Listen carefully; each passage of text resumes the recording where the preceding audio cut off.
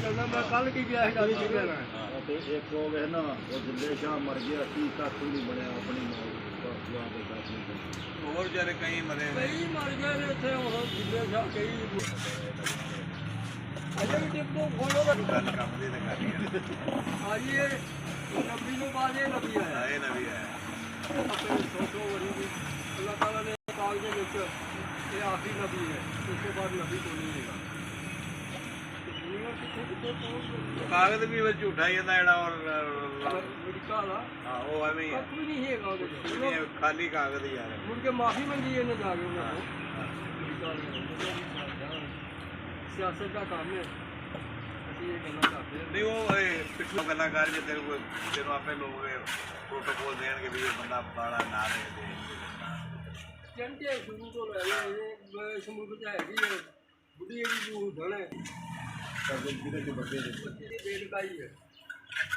ਆ ਕਿੱਦਾਂ ਹੈ ਇੱਕ ਕੁੜੀ ਆਪਣੀ ਤਾਂ ਵੀ ਨਹੀਂ ਮੰਨਦਾ ਪਿਆ ਇੱਕ ਕੁੜੀ ਵੀ ਉਹਨੇ ਨਹੀਂ ਕਿਹਾ ਮੇਰੀ ਕੁੜੀ ਹੈ ਹੈ ਹੁੰਦੀ ਹੈ ਨਜਾਇ ਕਿਤੇ ਕੰਮ ਲਾਇਆ ਕੁੜੀ ਉਹਦੀ ਇਹ ਜੋ ਕਾਗਜ਼ਾਤ ਜ਼ਾਰੀ ਨਹੀਂ ਕਰਾਈ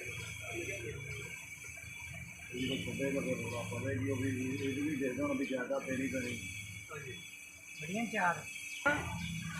ਤੇ ਜਦੋਂ ਪਹਿਲੇ ਤਲਾਕ ਲਈ ਨਾ ਜਿਹਦੇ ਕੋਲੋਂ ਯਾਨੀ ਕਿ 3 ਮਹੀਨੇ ਦੀ ਇੱਜ਼ਤ ਹੁੰਦੀ ਹੈ ਉਸ ਤੋਂ ਬਾਅਦ ਨਿਕਾਹ ਹੋ ਸਕਦਾ ਇਹਦਾ ਪਤਾ ਹੀ ਕੋਈ ਹੋਈ ਹੈ ਤੇ ਮੌਲਵੀਆਂ ਨੇ ਫਤਵਾ ਲਾਤਾ ਦੇ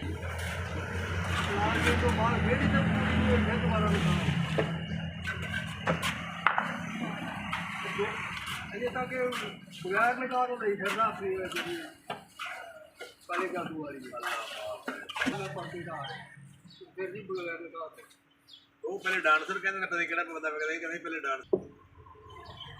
ਜਾਦੂ ਜੋ ਮਗਰ ਕੁੜੀਆਂ ਪਤਾ ਨਹੀਂ ਮੈਂ ਜਾਦੂ ਕਈ ਉਹਨੂੰ ਵੀ ਰਟਾਤਾ ਇਹ ਬੰਦੇ ਵਿੱਚ ਇਹਨਾਂ ਦੇ ਹੀ ਹਾਂਜੀ ਬੰਦੇ ਸਾਰੇ ਇਹਨਾਂ ਦੇ ਤੇ ਇਹਨਾਂ ਦੇ ਹੀ ਆਰਮੀ ਦੇ ਨਾਲ ਖੈਰ ਹੋਏ ਤੋਂ ਨਾਲ ਸ਼ਾਮਲ ਹੈ ਕਿ ਕੰਮ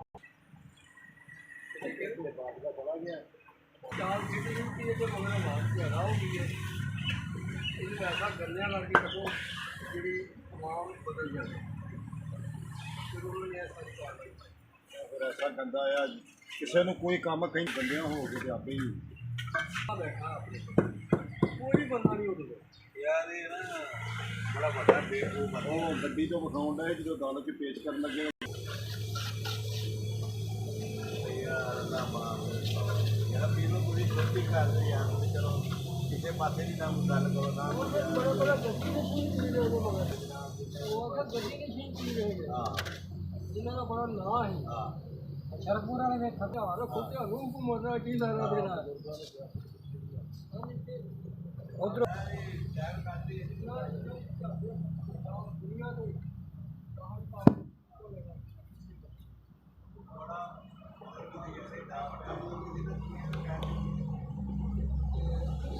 ਸੀਗਾ ਕਿਦਾਂ